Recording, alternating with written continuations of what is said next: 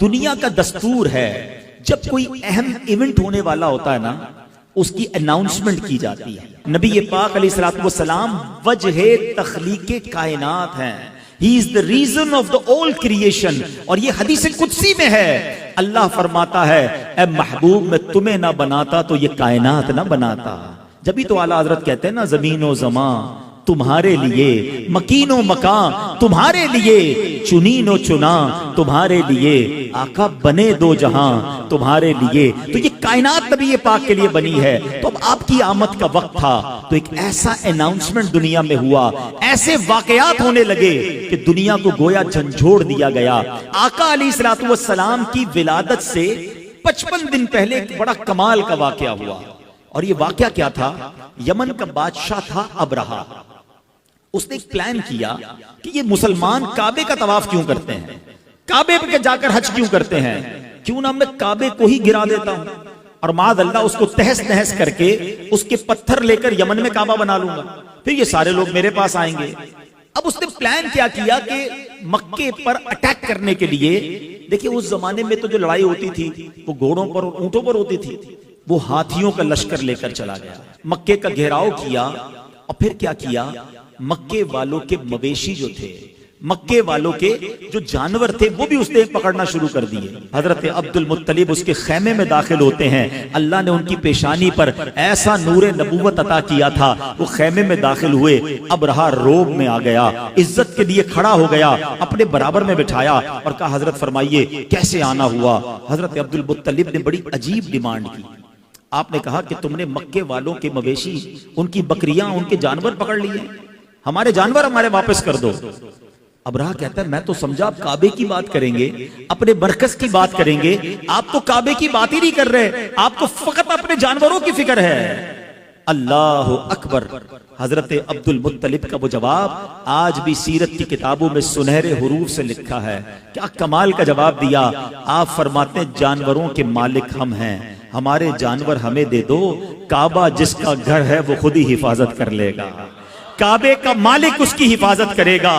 ابرہہ کو بات سمجھ نہ آئی، وہ سمجھنے لگا کہ لگتا ہے کنفیوز ہو گئے ہیں، لگتا ہے ڈر گئے ہیں، جانور چھوڑ دیے گئے. حضرت عبد المطلب نے عجب اناؤنسمنٹ کیا، مکے والوں سے کہا سارے لوگ اپنے جانور لیں اور پہاڑوں پر چلے جائیں. nobody dare to resist. کوئی وہاں پر رکاوٹ لینے کے لیے تیار نہیں ہے. فقط حضرت عبد المطلب اب کعبے پر جاتے ہیں، کعبے کی دیوار کو تھامتے ہیں اور وہ رکت انگیز دعا کرتے ہیں کہ اے رب کریم، اے کعبے کے مالک، آج تجھے اپنی قدرت کا نظارہ دکھانا ہے، آج ان ظالموں کو تو نے بتانا ہے کہ تو اور تیرے ماننے والے حق پر ہیں. آپ رکت انگیز دعائیں کرتے رہے، اللہ کو پکارتے رہے اور اس کے بعد آپ بھی کعبے کے سے دور ہو کر پہاڑ پر چلے گئے. ابرہہ نے آرڈر دیا کہ ہاتھی چلیں اور کعبے کو تہس نہس کر کے رکھ دیں. مگر اب دنیا نے ایک عجب نظارہ دیکھا. اب اللہ نے اپنی قدرت کا ایک عجب نظارہ دکھایا. جس ہاتھی پر ابرہہ بیٹھتا تھا وہ ہاتھی اپنی جگہ سے ٹس سے بس نہیں ہو رہا تھا. کعبے کی طرف رخ کرتے تھے وہ موو نہیں کرتا تھا، اس کا رخ چینج کرتے وہ چلنا شروع کر دیتا.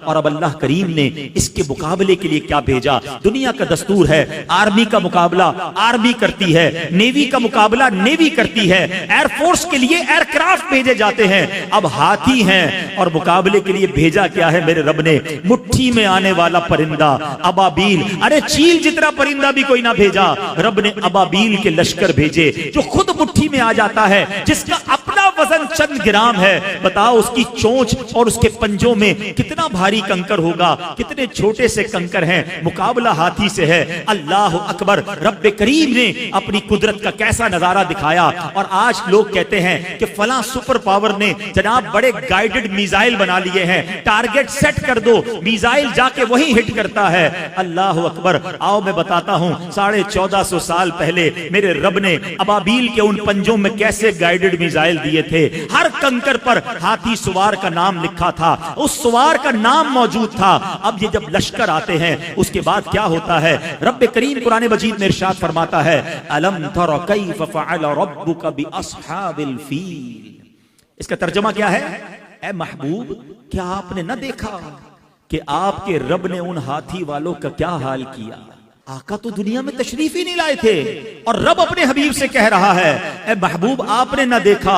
اٹ مینز یاد اس کو دلایا جاتا ہے جو کہیں دیکھ رہا تھا, جو کہیں موجود تھا. اللہ اکبر. نبی پاک علیہ الصلوۃ والسلام کے غلاموں سنو, آقا کی ولادت سے پہلے پوری دنیا کو ایک پیغام دینا تھا. الم یجعل کیدہم فی تضلیل وارسل علیہم طیرا ابابیل. ارے ابابیل کے لشکر بھیجے اور انہوں نے کیا کیا؟ وترمیہم بحجارۃ من سجیل. ان پر پتھروں کی, کنکروں کی بارش کی اور رزلٹ کیا آیا؟ فجعلہم کعصف مأکول. انہیں چبائے ہوئے بھس جیسا بنا کر رکھ دیا, پرخچے اڑ گئے. ان کنکروں نے وہ کام کیا جو بڑے بڑے میزائل نہ کر سکتے تھے, ہاتھی سوار, اور ان ہاتھیوں کا نام و نشان باقی نہ رہا.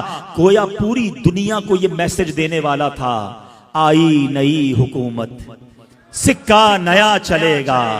آئی نئی حکومت, سکہ نیا چلے گا. عالم نے رنگ بدلا.